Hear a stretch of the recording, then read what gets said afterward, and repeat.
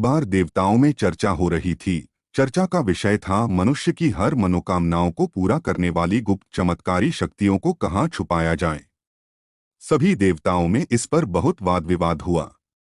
एक देवता ने अपना मत रखा और कहा कि इसे हम एक जंगल की गुफा में रख देते हैं। दूसरे देवता ने उसे टोकते हुए कहा, ही नहीं, हम इसे पर्वत की चोटी पर छिपा देंगे। उस देवता की बात पूरी भी नहीं हुई थी कि कोई कहने लगा, न तो हम इसे कहीं गुफा में छिपाएंगे और न ही इसे पर्वत की चोटी पर।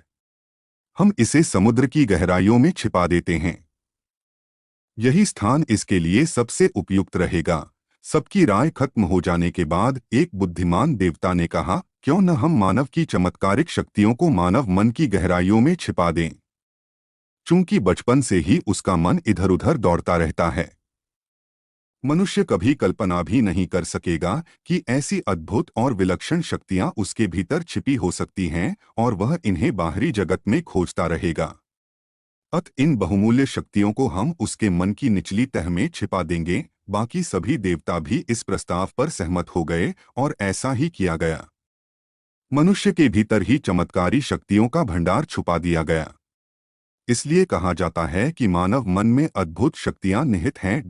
दोस्तों, इस कहानी का सार यह है कि मानव मन असीम ऊर्जा का कोष है।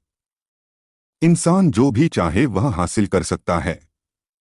मनुष्य के लिए कुछ भी असाध्य नहीं है, लेकिन बड़े दुख की बात है, उसे स्वयं ही विश्वास नहीं होता कि उसके भीतर इतनी शक्तियां विद्यमान हैं। अपने अंदर की शक्तियों को पहचानिए। उन्हें पर्वत, गुफा या समुद्र में मत ढूंढिए, बल्कि अपने अंदर खोजिए और उन्हें निखारिए।